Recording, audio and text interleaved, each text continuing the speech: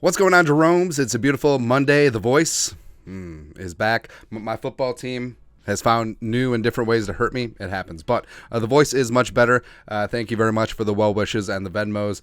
We got this, we'll call it a humidifier. I mean, it is after August 1st here in the great state of Minnesota. Honey lemon. Actually, it's Metrodome scented. So it's like piss trough and Hormel Dollar Dogs. I actually missed that smell. Anyways, a bunch of Vikings tidbits to get through. Vikings Monday morning news dump. Let's go. First up, Vikings, go. Brian O'Neill participated in team drills today, marking the first time he has been suffering an Achilles injury in January, which is absolutely fantastic. And they have been progressing O'Neill back slowly. He had been involved in some one-on-ones with Danielle Hunter last week, but what they're doing is smart, and it's about getting him ready for week one. And we are getting to the point where we're starting to fine-tune things up front. So maybe he plays a little bit in preseason, like maybe a series. Other than that, I'm not too worried about it. But it's not him getting there. It's him staying there. Hopefully no backslides and whatnot, because Brian O'Neill, we need him, man. I mean, there's some concerns about the offensive line after the preseason game, even though that was the twos plus Ed Ingram. But, man, we need him out there because him and Darisaw are one of the best, if not the best, tackle duo in the National Football League. Then, Kramer. Hockenson suited up, went inside with trainer after warm-up. So Hockenson has been dealing with the illness.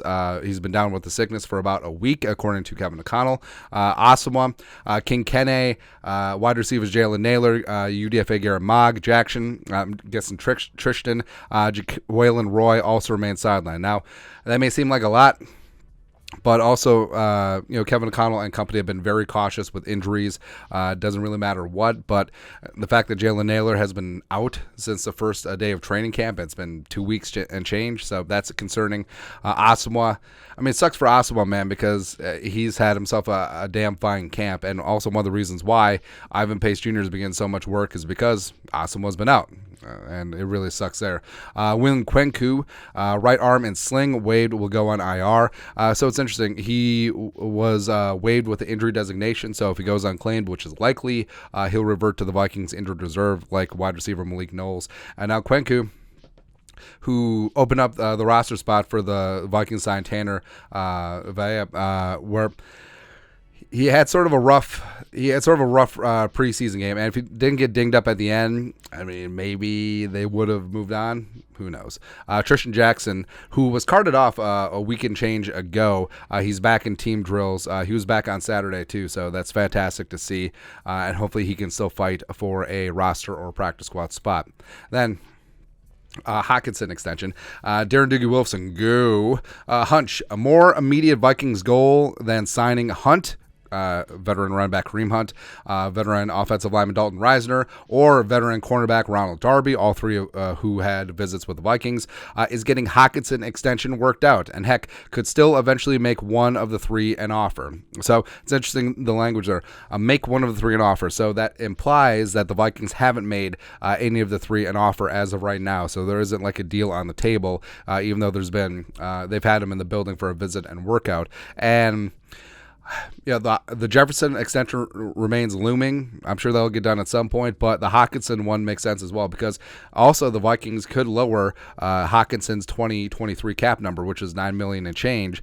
So that could also free up room for signing a guy like Dalton Reisner or Darby or whoever at this point. But it's a whole you can walk and chew gum thing too. But I do believe Doogie here in the line of thinking that Hockenson makes sense to get done first, especially if you want to free up some more cap space for this season. And then, Coach Hat.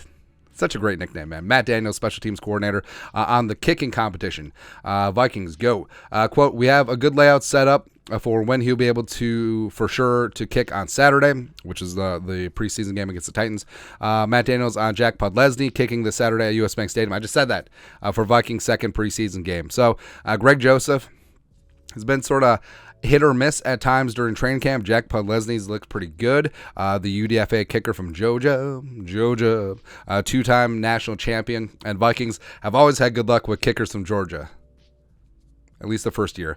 But I actually do think that it is a pretty close competition between Greg Joseph, the veteran, and Jack Podlesny. Podlesny didn't get a chance to kick on the first preseason game against Seattle. Greg Joseph did nail a 54-yarder, sneak it in inside the right upright. So we'll see. And I think that there is a world where Joseph is on the roster, Podlesny on the practice squad, and they have that constant competitive tension all season long, especially with 16-player practice squads. Yeah. And then, so Josh Oliver, I mean, there's a reason why Josh Oliver was paid $21 million over a 3-year deal, $10 million guaranteed. Nate Tice, son of the great Mike Tice. Nate Tice is really into the offensive line film, love and respect his opinions. This is what he said. Go. The Vikings gave tight end Josh Oliver $84, $10 million guaranteed to be an inline blocker, and he showed off that ability in the first preseason game. Yeah, that's the thing, too, where Josh Oliver was starting for Hawkinson, and he didn't record any catches or do anything like that, but he was a boss out there. Him and Johnny Munt combining on some of these blocks. You can see Munt 86 getting out in front here, where Josh Oliver is going to be a reason why the Vikings run game gets back on track. It's going to be a reason why when he's in pass protection, they're going to be legit. I mean, having 6 dudes in pass protection and one of them is Josh Oliver, you're going to be good to go. And also, I think he's going to be very underrated as a red zone short area threat as well, because he's huge. He's got good hands. He's athletic. He was a receiver coming out of college. He turned himself into one of the best inline blockers in the National Football League, if not the best among tight ends. So he's going to be worth every penny. And I know that he raised a lot of fans raised a lot of eyebrows. It was like, hey, why are we taking the Ravens tight end 3 and giving him $21 million? This is why. This is why, man. Then, speaking of preseason, so our boy, Trey Lance, the pride of Marshall, Minnesota, NDSU Bison. So, frankly, he kind of sucked in the preseason game on Sunday against the Las Vegas Raiders. Now, the stat line is very, very deceiving. It's kind of like the Justin Fields stat line, but 10 to 15 for a $112 and a touchdown. You would think, okay, that's pretty good. 111 quarterback rating, but he had the most insane touchdown where he threw back across his body against the grain. Duke Shelley dropped it, and it fell into the lap of a Niners receiver. So what should have been a red zone interception turned into the luckiest ass touchdown I've ever seen. So it still counts the same in the box score. But there were some problems here. Like there's numerous 3 and outs for the Niners. Brock Purdy didn't play. Sam Darnold came in and looked pretty damn good. But the Niners' backup offensive line was absolute ass. Thank you. 4 sacks, was under duress. And the whole thing with Trey Lance is, yes, I'm a fan. Yes, the whole "Mama, I can change him" thing. And yeah, part of me liking him is the fact that he's a Minnesota kid, but also he does. If his name was Bartkowski from Paducah, Kentucky, would I have a high of esteem for Trey Lance? Maybe not, but he's got a great arm. He takes care of the football. He's got a good head on shoulder. He has a great athletic profile. He's the number 3 overall pick for a reason.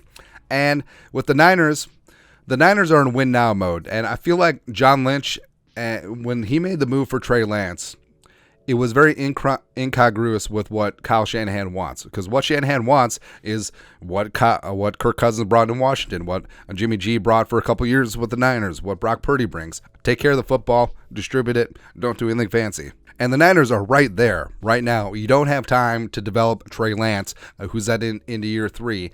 But Trey Lance needs time. He needs time on the field. And yes, he was supposed to be the starter last year before he broke his ankle. You can't put that on him. But he needs reps.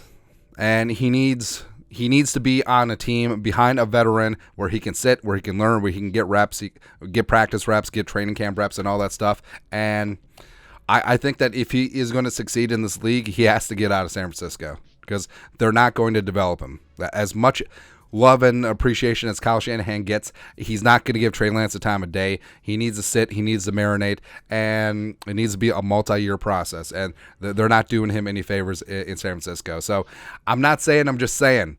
Kwesi and John Lynch go way back like chiroprac, and I'm sure that Kwesi could get the trade dope from John Lynch about what the thought process is. And hey, conditional 2026 7th round pick for the pride of Marshall, Minnesota to sit on the practice squad. There you go. And then lastly, there's 4 remaining open practices for fans at TCO Performance Center Bar and Grill. All 4 of them are involved with the joint practices. So it starts on Wednesday, as we're sort of getting back into a normal schedule here. But Wednesday, Thursday is going to be open. Autographs are going to be O-line on Wednesday. Cornerbacks D-line on Thursday. That should be fun. Legends autographs. Ooh, Ted... Was Bill Brown Boom Brown? Or was it Ted Brown? Tommy Kramer, 494. Tommy's going to be there. Carl Eller, Chuck Foreman. I love it. And then on the subsequent week, for Cardinals joint practice, Ed McDaniel. Ooh, I love Ed McDaniel, man. Ivan Pace Jr. reminds me of Ed McDaniel with a pass rush. There you go. Speaking of linebackers, Scott Studwell. I love it. I mean, if Ed McDaniel and Scott Studwell in their prime were together, they would have all of the tackles. They would have like 70 tackles a game, man. And then you got Paul Krause and Super Dave Osborne. It's fun, man. That's fun. But remember, if you want to get out there, 4 remaining practices, all of them joint practices, and that should be a lot of fun. I mean, the Tennessee Titans coming in, we'll be able to see our boy Will Levis up close and personal. Hey, Malik Willis, maybe they just leave him here. I don't know. Certainly take that. Ooh, we get to see the corpse of DeAndre Hopkins just try to do things. Okay. And then the Cardinals are a bajillion percent tanking, right? Like 9 bajillion percent tanking. But should be fun either way. But that's it. That's Vikings Monday morning news dump for, was it August 14th? Sure. Let us know your thoughts and our thoughts in the comment section below. Subscribe for daily Vikings takes. Want to support the work? Put a little something in the Venmo. But till next time, Skol. Production value.